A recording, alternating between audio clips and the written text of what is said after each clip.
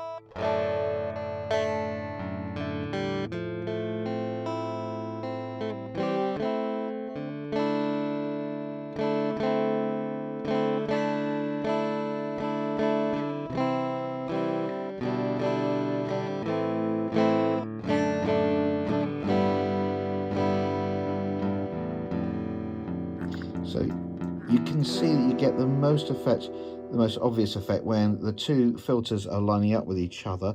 They'll cut out obviously the most frequencies. At certain points of the spectrum, like the very low, very high cut here, and the other way around, the very low. Oh no, sorry, I got that the wrong way around. At different ends of the spectrum, it is possible, if you line these up correctly, to actually remove all the audio entirely, which is a little disconcerting at times, and if you don't realise what's happening. Anyway, it works. It's a nice little thing, but I thought it needed a lot more interest value. So, lo and behold, we enter Autowah territory. So, inside there is a Vactrol blinking LED, which is controlling a light-dependent resistor, whose speed is set by this pot here. Okay, so this will cause an LED inside the box to blink, and that will cause the circuit. It will remove this particular wire, the middle one, from the settings, and this one will still be here, so you can play around with this one as well. So you've still got one cocked wire effect, and you've got one speed of the actual Autowah, and I've got two settings for the Autowah. This is the fast setting, because I did it the wrong way around, and that's the slow setting. And we might as well start with the slow setting, I think.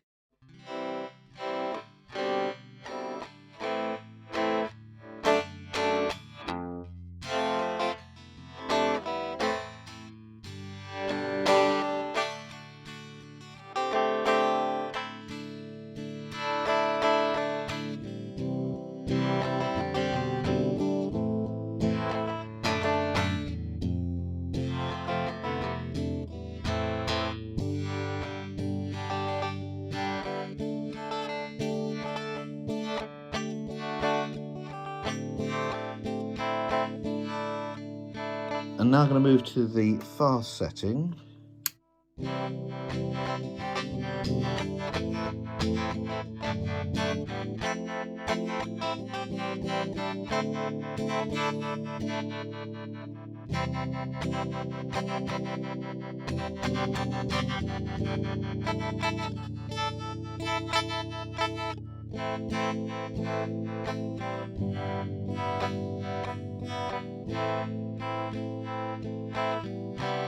So between the two settings, the fastest setting on the slow is almost identical to the slowest setting on the fast. So you get quite a range of different frequencies, which go up to fairly quick.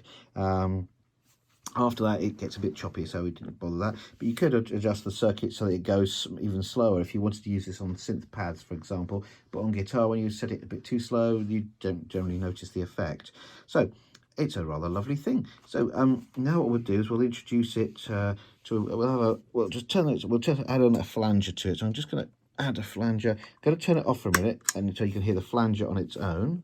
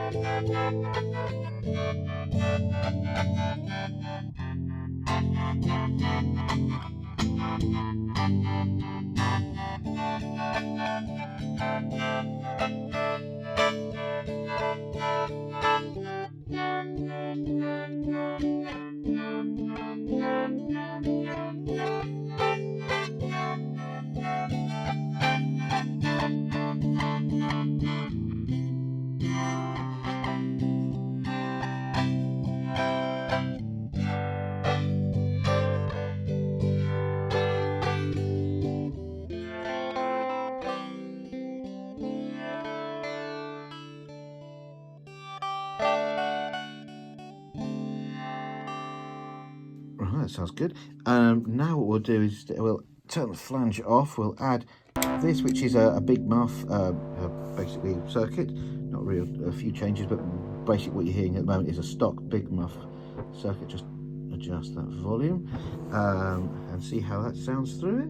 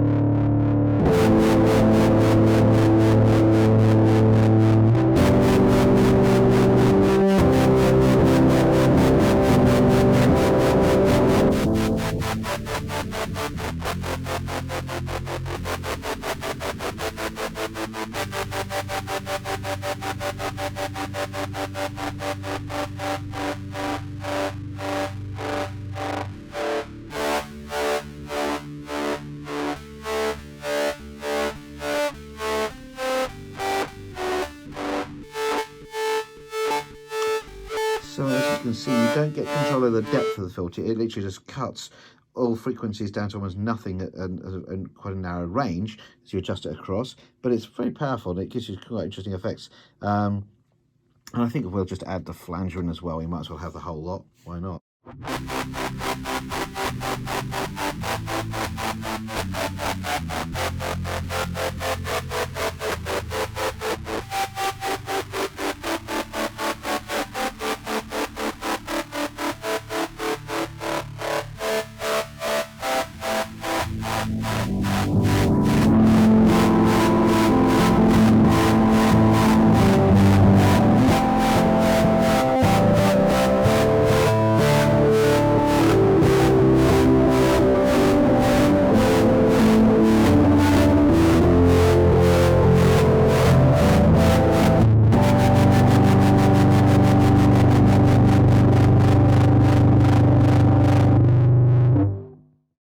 Great. And so that just remains me to thank my son very much for playing the guitar for us, and also to thank the lovely people of the DIY Stomp Boxes forum for their excellent help and support in getting the circuit off the ground, in particular Stephen from Australia, the Electric Wizard and Tube Geek, and a whole bunch of other wonderful people. You all know who you are.